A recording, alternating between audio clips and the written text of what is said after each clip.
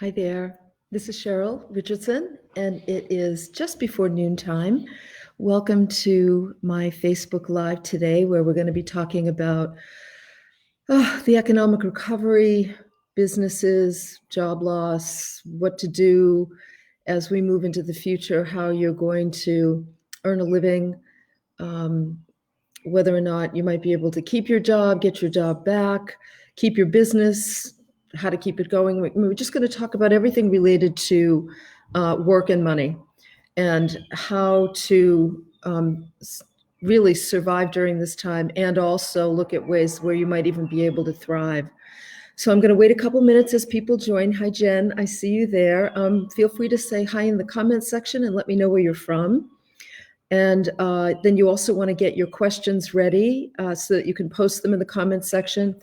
Too often, Facebook, unfortunately, scrolls up, has your questions scroll up, and I can't always read them. So when you do post a question in the comments section, if you could just copy it so that you could repost it if need be, so I see it, that would be awesome. Hey, Monica, welcome to you. And hi, Jeanette, glad that you're here. Hi, Erica, glad you're here as well. So yeah, I'm going to just launch it. I want to say a little bit about this time. I made some notes earlier, and then I'm going to spend a majority of this Facebook Live offering you some coaching and ideas and suggestions, and maybe even some brainstorming about how you'll be able to take advantage of the current situation in some way that supports you. Hi, Alessandra and Lisa, welcome to you. Hi, Lisa, the other Lisa. And Christine and Simone and Deborah and Linda and Geraldine. Hi, everybody. And Joel, glad to see you here. Thank you all for being here with me. Boy, we have been forced into a major market disruption in many different areas, systems of our existence, both domestically in the US and also globally. It's quite an extraordinary time in ways that I'm not even sure we in ways we don't fully comprehend right now, and will begin to reveal itself over time for sure. I think about education, the way that's been disrupted. Kids are learning from home. Students, university students are learning from home. They're missing their graduations. There's all kinds of disruption around room and board, where, universities are really struggling with the reality that people want their money back for the room and board that they're not using. And universities without huge endowments are going to really struggle. And what's going to happen in the fall? Are university students and regular, grade school students going to be able to go back to school in the fall? What's learning going to look like? I mean, there's such huge disruptions in that area.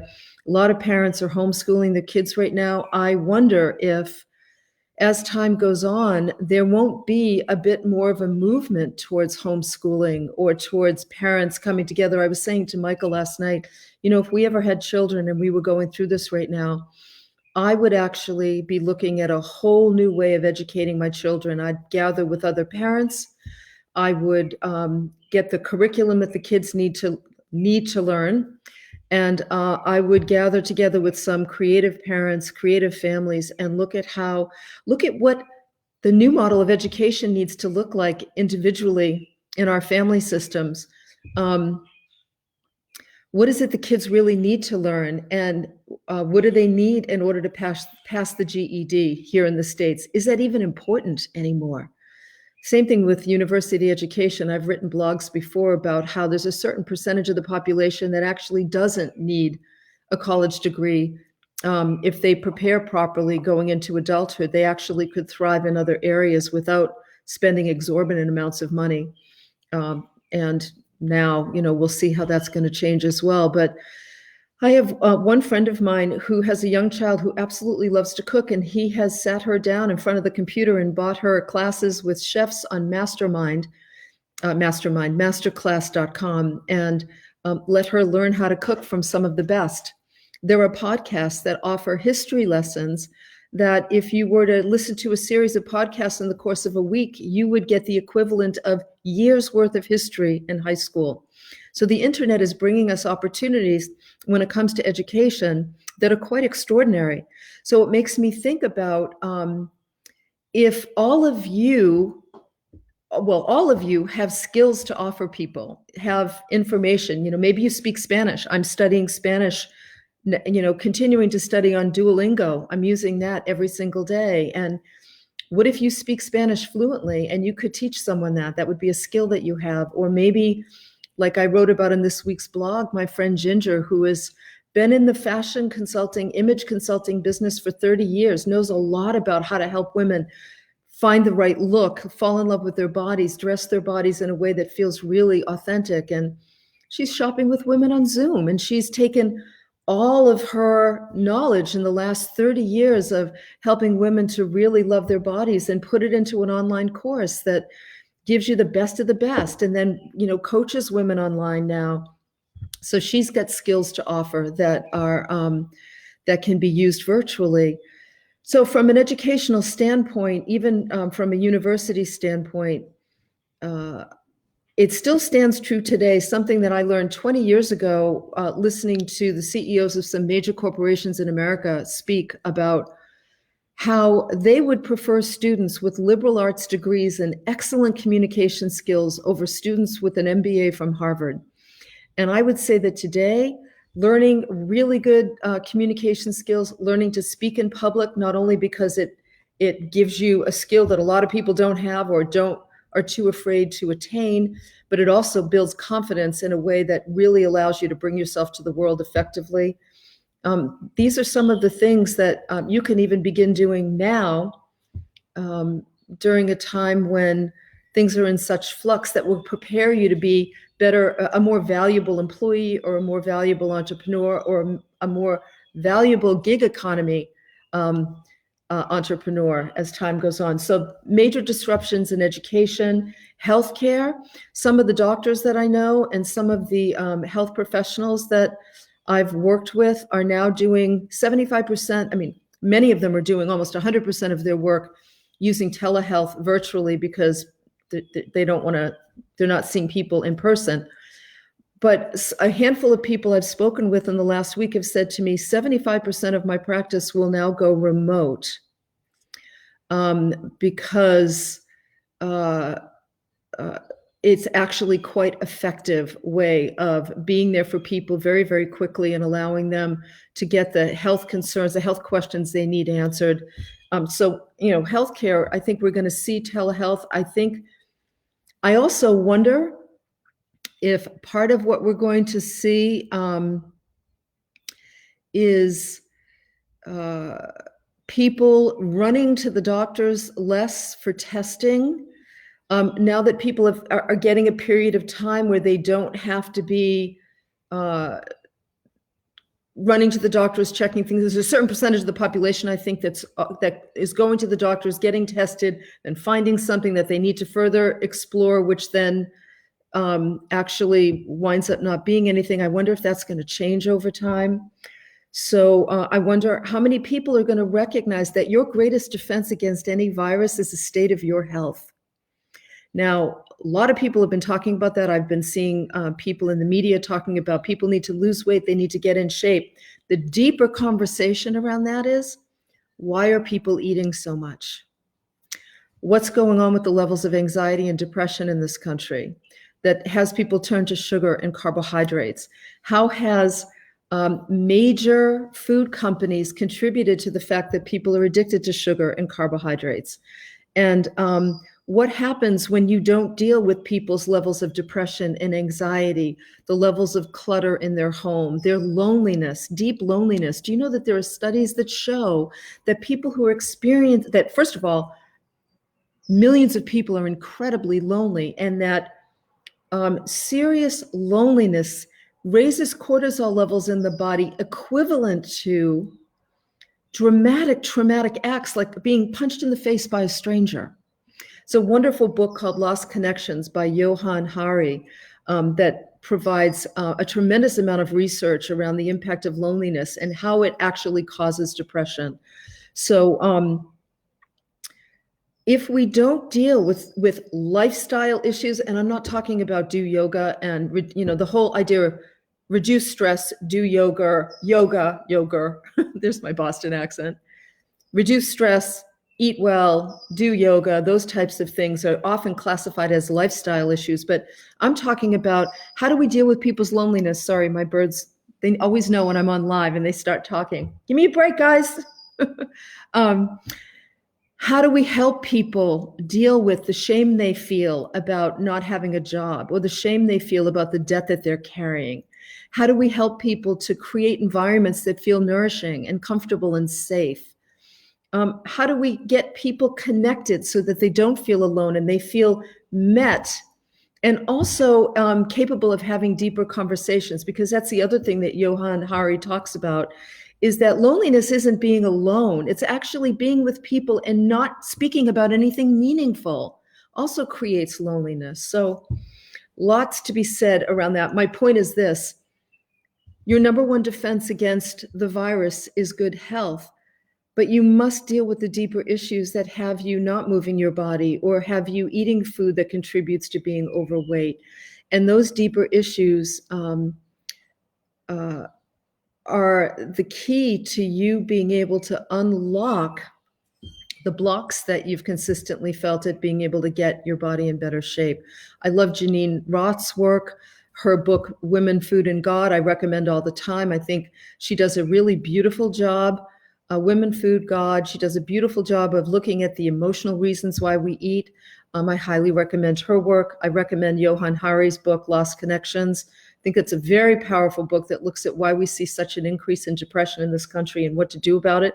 And by the way, serotonin doesn't have much of anything to do with it. And this whole notion of chemical imbalance is quite challenged in the book in a way that I think is needs to be challenged at this time.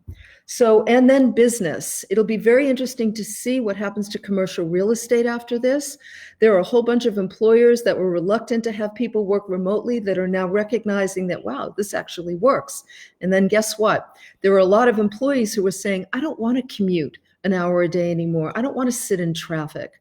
I don't want to contribute to the air pollution in our cities. We're seeing the impact of this of the quarantine and sheltering in place, the powerful positive impact it's having on the environment.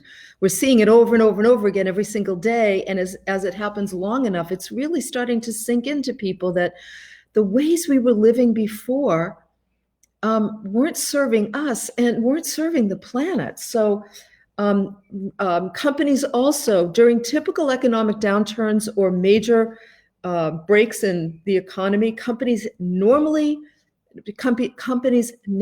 move towards becoming leaner.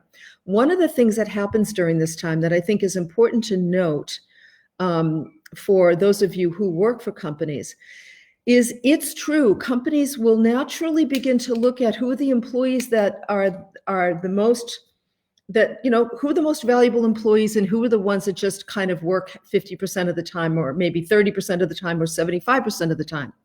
The more valuable you are, the more you produce value for the company, the greater your chances of staying in the job. Now, that's only for a percentage of employees. In this pandemic, there is a huge amount of very valuable employees who have lost their jobs. So it's not personal. But my point is that as companies choose to become leaner, for a number of reasons, you want to make sure that your contribution to the company, should you want to keep your job, is that you want to make sure that you're committed. And at the same time, as somebody said here, we are going through a traumatic experience that is absolutely going to impact people's ability to function and to work effectively. I've talked about that. And if you look at some of the other self-care videos that I've done here on Facebook Live, you'll be able to get some really good information about self-care at this time, how to take care of yourself during times of trauma. So what are we learning during this period? Again, when I'm thinking, thank you, Monica, by the way, for posting the books that I'm mentioning. I appreciate that. And we'll also put it in the post up here. My wonderful webmaster, Terry, will make a list and we'll include it as well. What are we learning right now? Space may not be necessary. As I said, it might be that working from home actually makes some employees happier, more productive, and more effective. So workspace may not be as necessary as we thought. Remote work actually works, and remote meetings work. There are some meetings that I had to drive to Boston to attend to that I've been doing online that I'm hoping stay online, because it's a lot more, not only is it better to not have to commute, but the meetings feel a lot more productive and effective as well. So I think we're going to see that.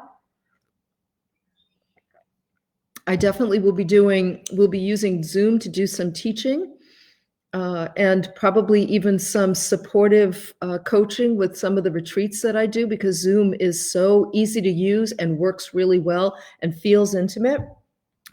And then, well, I mentioned, so much of what we're dealing with now is better for the planet. People are going to want to commute less. I already talked about these things, less time wasted in traffic. Where are we moving towards? Again, when I talked about education, I think everything needs to be up for grabs. So there is so much available on the internet. For example, if I had children right now, I may very well want to take a look at what the traditional school curriculum is, take a look at what my children naturally seem to be interested in. This depends on grade levels, of course. And I might create a curriculum with a group of friends, men and women, families. I might create a curriculum that combines both of those, and then eventually looks at, okay, what do you need to do to pass your GED? Create a safe environment for the students, a social environment for the students that is custom geared to what the students need with those families, and then eventually train my kids to pass the GED and to move on. That's something to think about. It'll be interesting to see how education shifts as a result of that. I think that we're moving towards more people being a part of the gig economy, providing services, providing their own skills and services. I think customer service is going to become even more important. Again, as I mentioned in this week's blog, there's a local mechanic who had opened a new shop just before this happened, and he decided, you know what, I'm going to come pick up your car. I'll sanitize it when I get it. I'll bring it to the shop. I'll do the repairs that you need. I'll sanitize it in your driveway. In terms of the virus right now, we'll sanitize it in your driveway. And then, that works for me. I think, given the response that we've seen on Facebook, I think a lot of people are going to appreciate that. I also know our local health food store who's doing curbside shopping, where you can email your orders, they'll shop for you. I said to Kathy at the Natural Grocer, don't be surprised if there are people that are going to actually want you to continue to do this and would be willing to do it for an additional fee. Might be a great offering later on. I predict that there will be, please goodness, please God, we will learn to value our essential workers more. I suspect that some of them are going to request an increase in pay that sticks, an increase in benefits that sticks. We're understanding who's essential, those who are taking care of our rubbish, and those who are stocking our grocery shelves, and those who are keeping our public areas clean. There's just so many frontline workers and essential workers that need to be valued. I suspect there will also be less consumption. Once again, as more time goes on, I think that we're going to realize what it is we really need. Can you see my gray hair up here, people? Look at that. I decided, you know what? I'm not coloring it for this. This is gray. I think that there'll be less consumption. I think more and more people are realizing what really matters, and what they need to spend money on and what they don't need to spend money on. The more you live without, the more you realize you actually can live without. And I know Michael and I used to go out to eat a lot. It was just the two of us, and I've been cooking more. We've been having meals at home, and the both of us said last night, we really love this, and we don't suspect that we'll be going out to eat as much. And several friends who also said that they used to go out to eat a lot say that they probably won't be doing that. Now, I have wonderful restaurants that we support in town that we'll continue to support, that we've been getting takeout from now and then. But I think that that's something that's going to happen. I think there'll be a lot less frivolous spending. Yeah, I think that there will be less frivolous spending, and frivolous is, defined by your own personal tastes and desires for sure. So it's a huge time of disruption. I think, you know what? Here's what I think. On a spiritual level, I think every single one of us who are here on the planet at this time chose to be here, and that we are souls ready for transformation, ready to upgrade how we live and work in a significant way. I think that on some level, we all wanted this. We didn't want to continue the way that we were continuing, fast paced, no space, constantly working, constantly allowing life to just take pieces out of us, living with fragmented time, as I've written about in past blogs. So much is taking up, so much of life was taking up our presence. And presence is the only place where you get to experience the richness of life. The other day, I was talking to my friend Russ Hudson, the Enneagram expert. Russ has done some retreats with me and will be doing more. And he said to me, Cheryl, I went downstairs, I got myself a cup of coffee, I sat on the stoop. There were tulips that were planted right next to, right outside my building. He's in New York City. And he said, I just sat there feeling the sun on my face and looking at the gorgeous tulips and realizing, the colors are extraordinary. And, just the way that he described that whole scene and his experience of that scene, I thought, this is what we have time for.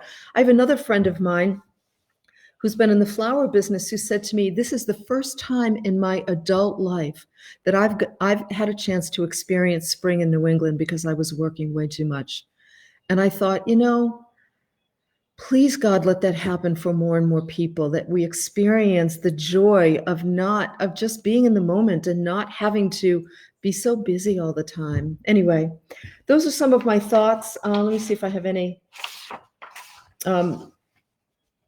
Well, let's see what you all have to say. Let me see if I can scroll back a bit here and take a look at some of your questions so far. I can scroll back. Bring back house calls. Christina says there's a doctor in our town that has a concierge practice and is making house calls and Zoom calls, and he's been very, very busy. Yeah. And so Nicole, this is interesting. Nicole says, I've been adding to my wellness and life coaching business with free recipes from my food allergy baking business, as well as workshops and cooking demos. It's a great example of what I'm talking about. Once again, I just lost you there. Thank you, Facebook. The comments just scroll up so fast. This is what I mean. During this time, you can be asking yourself, what can I add to really be of service and to support people during this time? What kind of, I've been watching a few friends of mine on Instagram who are posting cooking tips, like showing, on Instagram stories, they're posting recipes and showing how they make certain things. And I've learned a lot from that. So that's been great as well. So if you're posting a question, do me a favor, repost it. Don't be afraid to do that, because it just allows me to see them when it scrolls past and I can't get them. Yeah, I'm hoping, Raquel's hoping the companies figure out how to have remote work for people like her with asthma. There's lots of companies that are going to be offering remote work, I promise you. Deborah says her husband works in high tech and all 400 employees are working from home easily. Be prepared for some changes there, I suspect. Thank you, Susan. Bill appreciates your perspective on education as his board is creating a new school for the fall. Well, tell Bill I'd love to talk to him about that, Susan, because I have lots of different friends who are doing some pretty creative things to help educate their children. Yes, for those of you who like the idea of telemedicine, telehealth, being able to do Zoom calls with your doctors, make sure that as you're doing it now, you let them know that you really appreciate communicating with them in that way. That's what's going to encourage them for sure. Deborah says, what do you think about travel in the future? I'm telling you right now, we are moving beings. I don't think travel is going away. Already the airlines are figuring out, how to socially distance people, how to, require masks, both for staff and passengers. I think that travel will continue. I think it will be slow for a while. And I think as we ramp up testing and we discover that that once again, this is another virus that we need to protect ourselves from. I think as people improve their health, I think all of those sorts of things are going to contribute to travel being something that it'll take time for it to recover. But I'm telling you right now, one of the things I am clear that I miss being in quarantine, that I didn't realize how much I missed it, is being able to travel to places like Ireland and England, favorite places where I can get out into nature. And I will be doing that, Deborah, sooner rather than later, as long as it's safe to do so. So I think travel is here to stay. Yeah, lots of comments about the new normal, which is great. Thank you, Terry. Thank you, Terry, for just posting, yes, what Nicole had said about adding, but I'm finding it hard. So Nicole, who was adding food allergy recipes, cooking demos, but I'm finding it hard to stand out in all the stay well during the pandemic noise. Any thoughts? Should I just focus on giving and serving and trust that it will get to the people who need it? Yeah, there's a lot of people sharing lots of information, lots of free stuff right now for sure. And so here's the thing, Nicole, this reminds me also, I got a question via email beforehand I want to read that's similar to this. This is a time you don't want to offer too many things, but if they're related to what you're doing and your clients are telling you that they love it and they're helpful, keep doing that.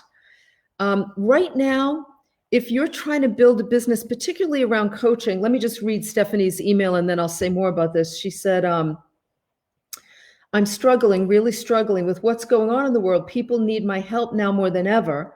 And yet I only have 2 clients. I keep putting myself out there saying I'll even work on a sliding fee schedule, and it doesn't seem to be working. I'm sure I'm not the only coach who isn't flourishing with their work, and I'd love it if you would address this question.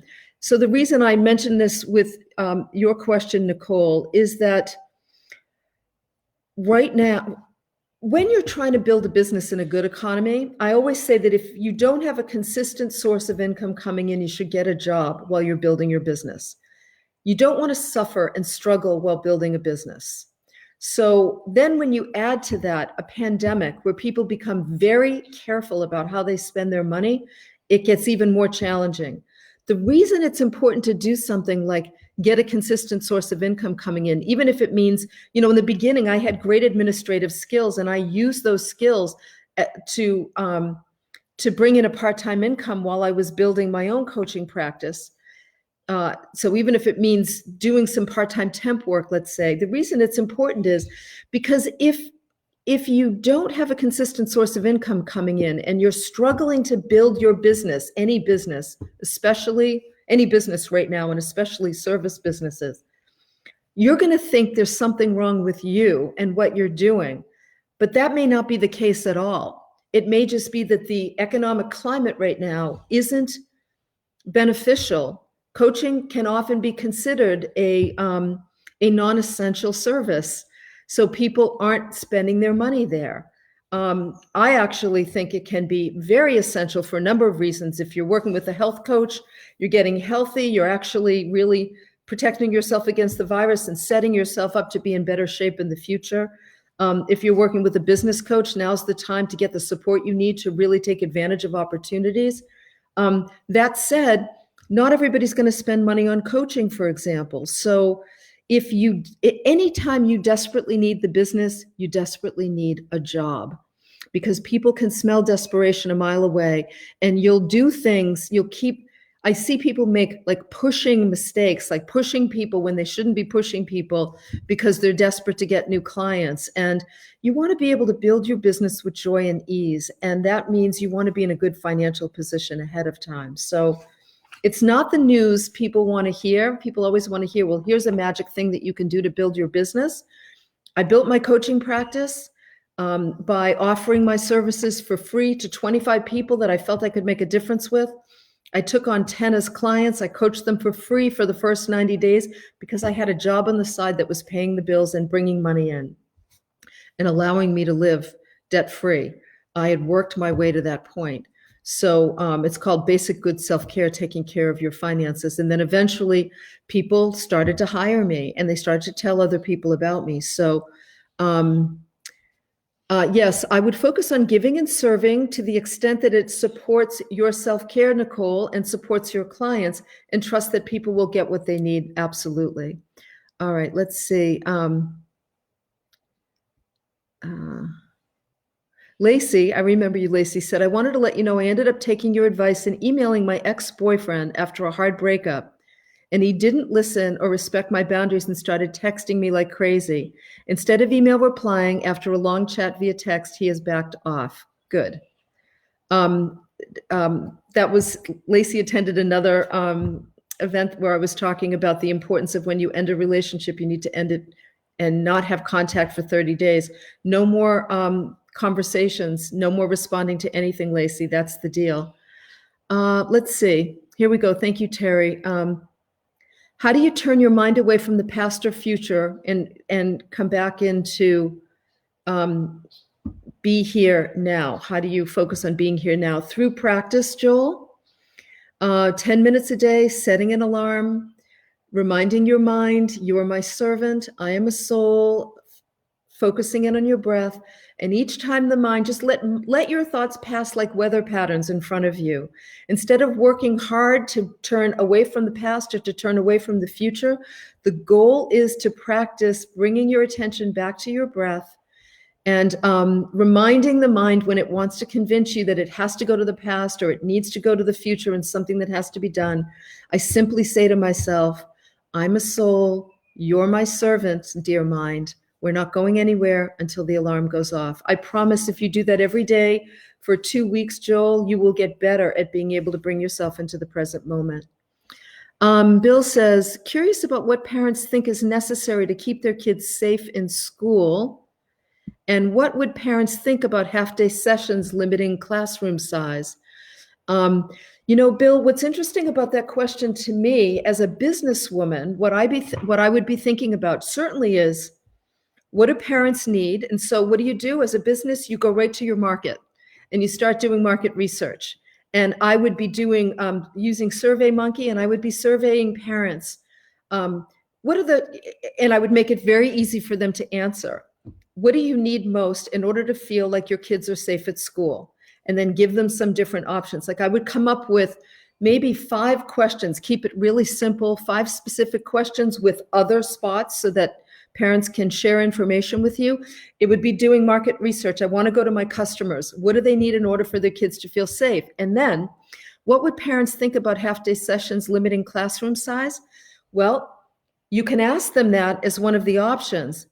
But the other way I would be thinking about this as an entrepreneur wanting to create a new school is, what do children need to learn quickly and effectively? For example, I remember there was a Harvard study that showed, this was a while ago, I can't remember the actual study, Bill, I'm sure you can find it, where it showed that adults' attention span was approximately 50 minutes, 50. That if you were teaching a class, if you didn't give them a break at the end of 50 minutes, you were going to lose them. So I would be looking at research about, because while I would be, okay, that's a thought overload. I would be looking at the research that looks at how often children need breaks in order to learn effectively and in what mode. I'll speak to that in a second. Hopefully I'll remember. Let me write that down. So I'd be looking at the research. I would absolutely be asking parents, and I would be approaching this as, how can we create such a kick-ass school that teaches children in ways that they most effectively learn? And here's an example. Michael and I were just talking about this last night. I've been listening to books on tape. Now, I'm a huge reader. I have been since I was a young girl. I got lost in books.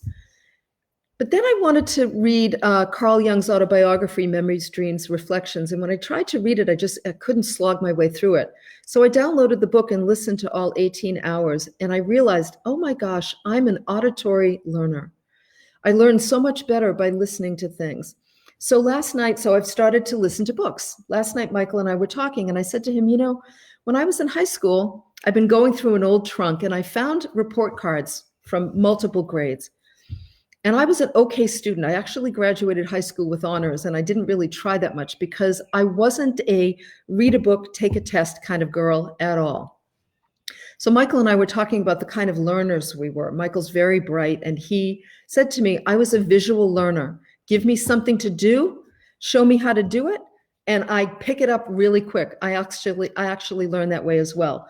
All of this to say, Bill, and there's plenty of books written about auditory, visual, kinesthetic learning. I would also be looking at not only what size class, half-day sessions, but how can we build in auditory, visual, and kinesthetic learning into the model so that this school becomes so attractive that everybody wants to send their kids there. So from a business perspective, the more it really caters to the needs of your customers, which are the parents. The students are the ones being served. The parents want their students served well, and they're the ones that pay.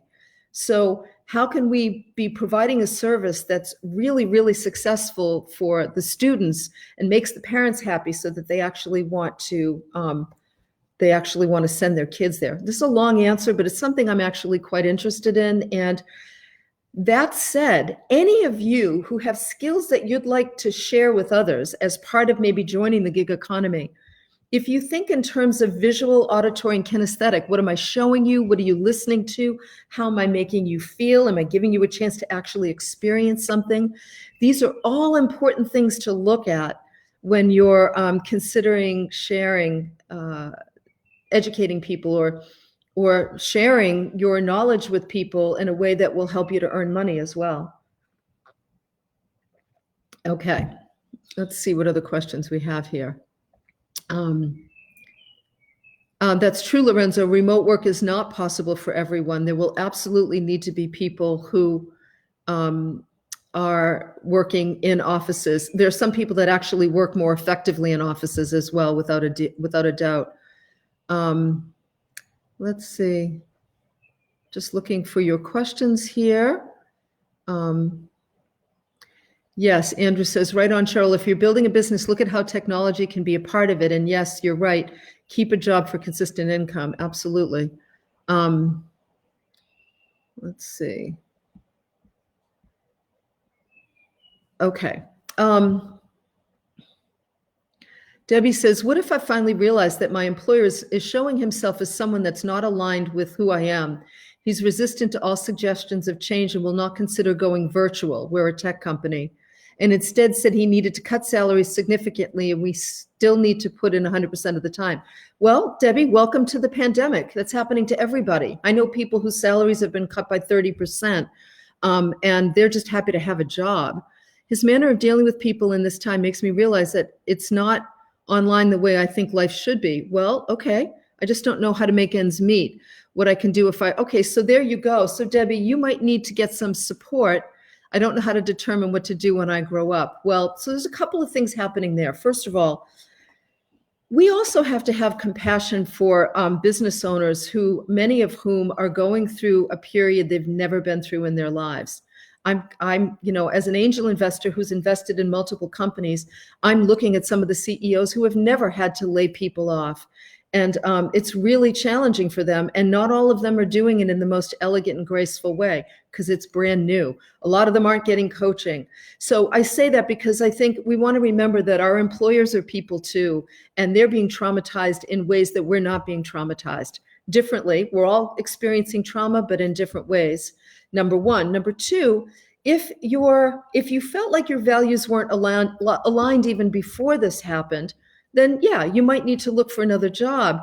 But it sounds like, Debbie, what you need to do is maybe keep the job that you have right now because it's bringing income in, and this is a very precarious job market, and begin to do your own exploration, maybe working with a career coach. Do your own exploration about who you are at this time in your life and what it is you may want to contribute. You might want to pick up a copy of Stand Up for Your Life.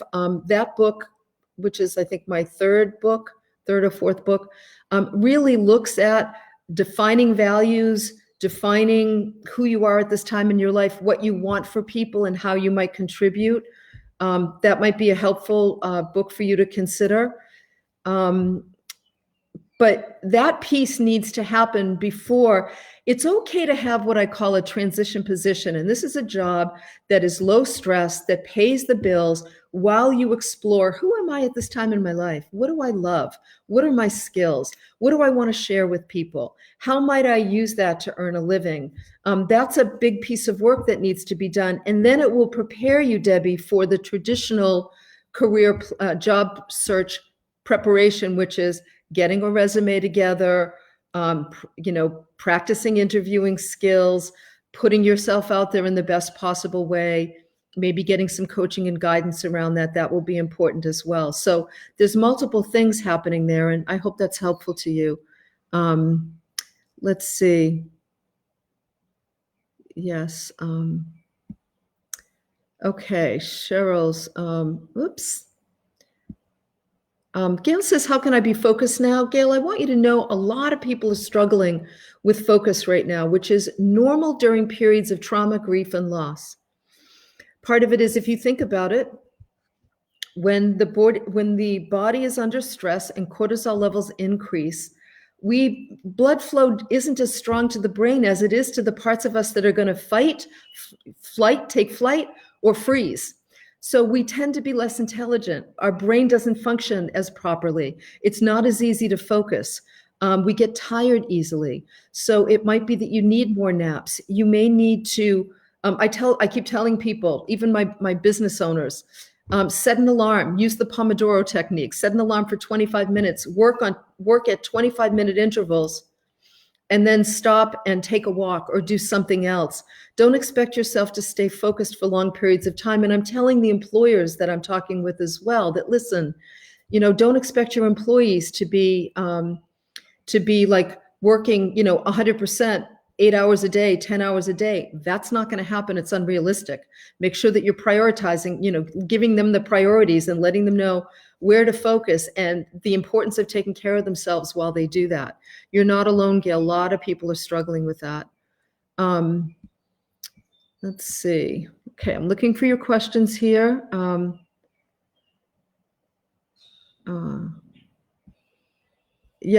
Interesting. Lori says, regarding the school question, I'd also research what other countries are doing that's been successful. In Sweden, kids never stopped going to school. I think that's a really great piece of advice as well. Also, you can pick up a lot of good ideas from schools in other countries in terms of learning. Okay, so let's see if we have any other questions before we sign off for today.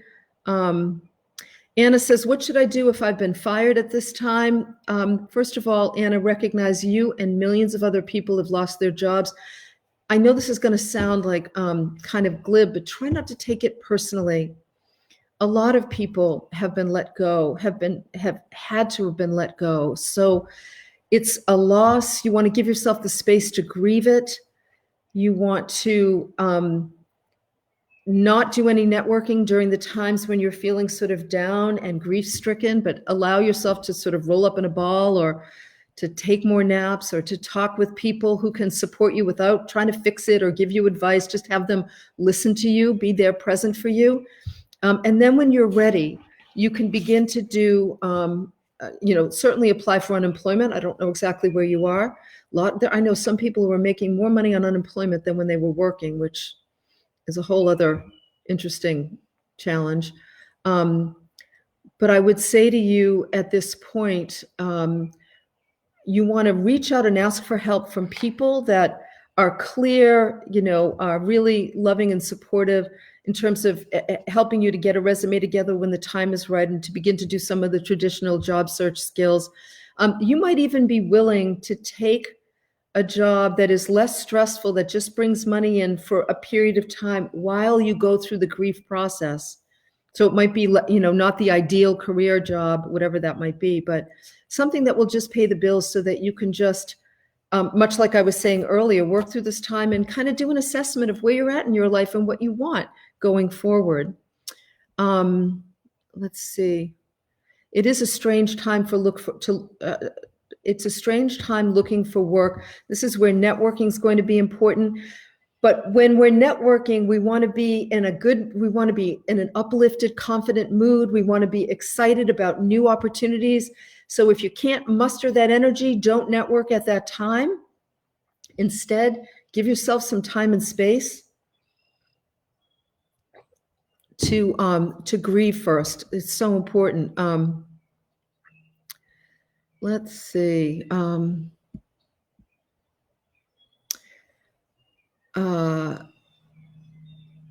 So Lisa says, are there any good resources to help support men during this quarantine time? I actually wonder what the question is underneath that, Lisa, because everybody deals with trauma differently. Men may not deal with trauma the same way women do.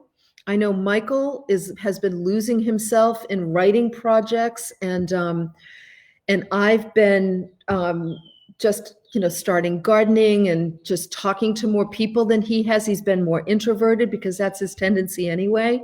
So sometimes the best thing we can do is let our loved ones know, I love you, I'm here, you can talk to me anytime. Keep me posted with how you're doing, but I'm going to respect your process. Same thing with my son as a senior at Newburyport High. Can you speak to this? Yes. Don't project your feelings onto your children or your partners or your housemates, whoever they may be. Stay on your own side of the line. Stay with your own experience. If you're very empathetic, don't assume that other people are hurting the way that you are.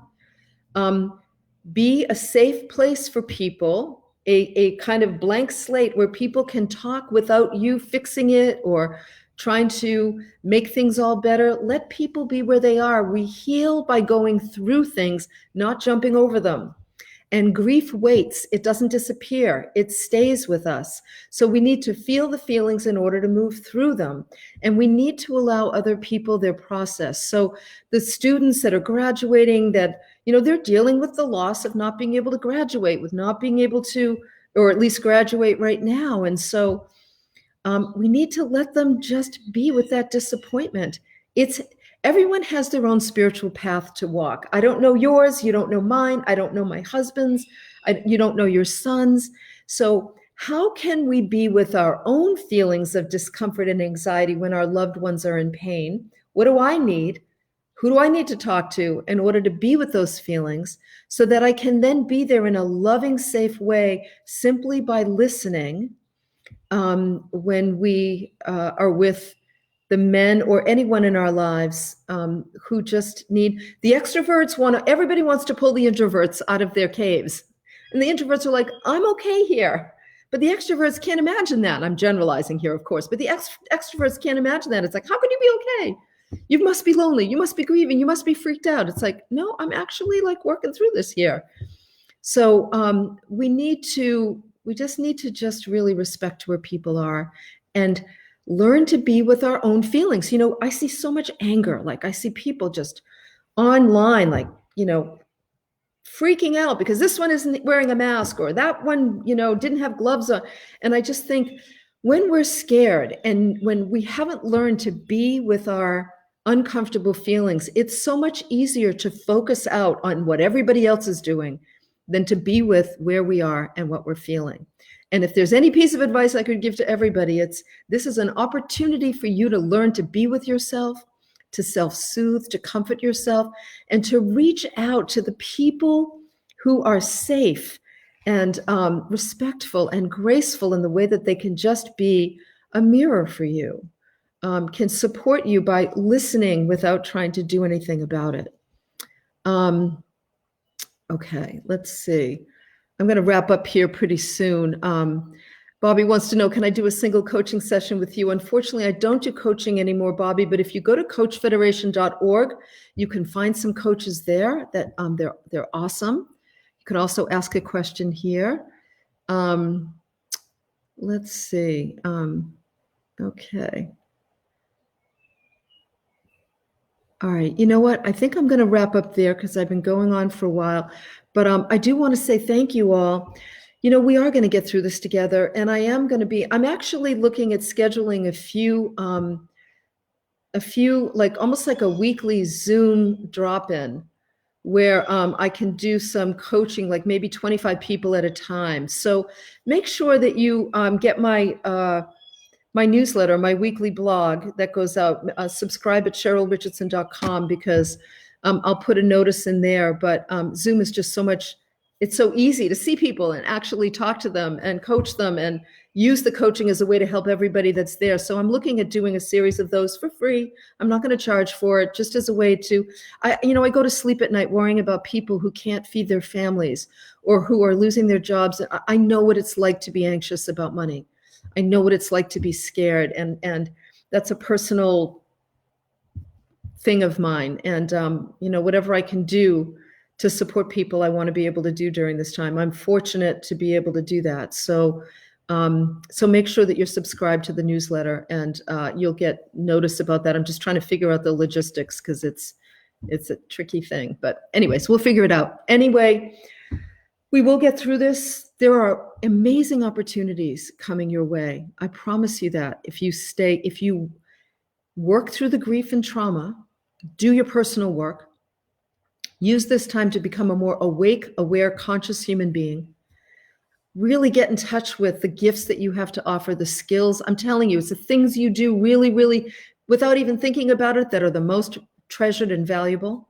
There will be opportunities for you to craft a life that includes work that supports your soul, instead of giving up your life for work that just drains you.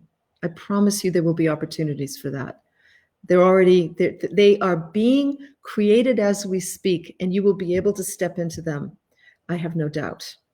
All right. Until next time, take really good care of yourself. Be gentle with yourself, very important, and know that I send you a whole bunch of love. All right. Thanks for joining me, everyone. Bye. And all the resources will be posted as soon as we're done here. Give me like 5-10 minutes. Give me and Terry 5 or 10 minutes. Thanks, everybody.